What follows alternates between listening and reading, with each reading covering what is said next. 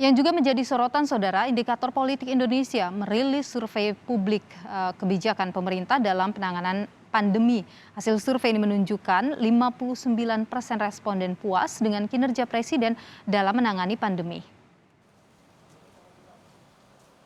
Lembaga Indikator Politik melakukan sejumlah survei terkait kinerja pemerintah dalam menangani pandemi dan elektabilitas calon presiden untuk 2024. Hasil survei menunjukkan 59% responden puas dengan kinerja Presiden Joko Widodo dalam menangani pandemi. Sementara 38% menjawab kurang puas dan tidak puas. Selain kinerja Presiden, Indikator Politik Indonesia turut merilis tingkat kepuasan kerja para Menteri Kabinet Indonesia Maju. Hasilnya Menteri Pertahanan Prabowo Subianto berada di posisi teratas dengan 70% responden puas atas kinerja Menhan. Lalu disusul Sandiaga Uno di posisi kedua. Di posisi ketiga diisi Menteri Sosial Tri Risma hari ini. Prabowo pun mendapat nilai tertinggi di survei elektabilitas Capres 2024. Politisi Gerindra Habibur Rahman menyatakan elektabilitas Ketua Umum Gerindra Prabowo Subianto yang baik karena kinerja yang dinilai baik oleh masyarakat. Jika dikaitkan dengan Pilpres 2024, Habibur Rahman menyatakan wacana ini belum dipikirkan oleh Gerindra karena kondisi politik yang masih dinamis. Fokus Gerindra saat ini adalah mendukung pemerintah mengatasi pandemi COVID-19.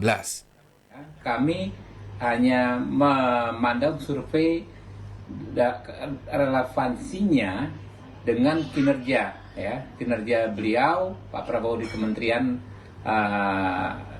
Pertahanan. Artinya survei tersebut adalah cerminan masyarakat melihat dan menilai baik apa yang dilakukan selama ini oleh Pak Prabowo sebagai Menteri Pertahanan. Kalau soal orang mengkait-kaitkan 2024, kami tentu tersanjung apabila misalnya dia melirik Pak Prabowo untuk diajukan sebagai capres. Tapi perlu diingat politik saat ini, yang ada di depan mata kita saat ini adalah pandemi, Sementara itu menurut Direktur Eksekutif Indikator Politik, dinamika politik jelang Pilpres 2024 masih akan terus terjadi. Nama-nama yang muncul saat ini dalam survei masih dinamis seiring berjalannya arah roda partai politik. Meskipun Pak Prabowo berada di peringkat teratas, kisarannya sekitar 26-27%, tetapi bagaimanapun Pak Prabowo sudah 2 kali tampil sebagai calon presiden, dan karenanya harusnya bisa lebih dari 27% yang beliau peroleh supaya bisa aman di 2024.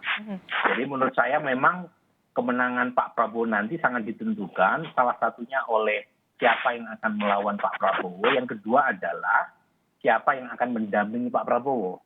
Nah, kalau misalnya pendampingnya Pak Prabowo nama-nama yang juga kuat secara elektoral, tentu mudah buat Pak Prabowo untuk menang di 2024.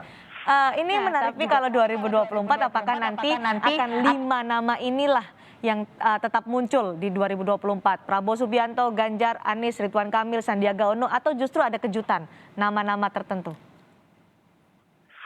Tergantung 2 hal. Pertama, siapa nama-nama yang akhirnya mendapatkan tiket dari partai. Nah ini turut menentukan konstelasi pemilu 2024. Nah yang kedua, tergantung para calon dalam memanfaatkan momentum politik. Jadi misalnya tahun depan kan ada beberapa kepala daerah yang masa jabatannya habis. Nah kalau misalnya mereka mampu menaikkan atau mempertahankan elektabilitasnya, tentu juga akan dilirik oleh partai-partai. Karena partai itu kan pengen ikut rombongan pemenang. Kalau misalnya nama-nama yang muncul mampu menaikkan elektabilitasnya, tentu partai akan cenderung untuk memilih mereka dengan syarat kader mereka sendiri tidak cukup kompetitif secara elektoral. Tapi kalau misalnya sama-sama kompetitif antara kader atau elit partai dengan calon dari non partai, saya yakin partai akan lebih mendahulukan kadernya dulu. Indikator Politik Indonesia melakukan survei elektabilitas calon presiden dengan pertanyaan, jika pemilu digelar hari ini, siapa yang dipilih? 26,2% responden memilih nama Menteri Pertahanan Prabowo Subianto di urutan pertama. Posisi kedua ada nama Gubernur Jawa Tengah Ganjar Pranowo dengan elektabilitas 20,8%, disusul Anies Baswedan, Ridwan Kamil, dan Sandiaga Uno. Sementara itu untuk partai politik, elektabilitas PDI Perjuangan menempati posisi teratas dengan 24% suara responden. Disusul Gerindra 12,8% responden. Di posisi ketiga, Golkar 9%.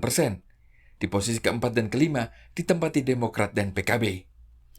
Direktur Eksekutif Indikator Politik Indonesia juga menyinggung soal efek pemasangan baliho sejumlah tokoh politik yang hasilnya tidak seragam. Dari hasil survei, efek pemasangan baliho Ketua DPR Puan Maharani ternyata tak sebesar Ketua Umum Golkar Airlangga Hartarto. Burhanuddin Muhtadi menjelaskan Airlangga Hartarto terbukti mendapat efek positif dari pemasangan baliho dirinya. Sementara Puan harus bisa memberi pesan lebih pada pemasangan baliho dirinya agar bisa mendapat sentimen positif dari publik. Tim Liputan, Kompas TV.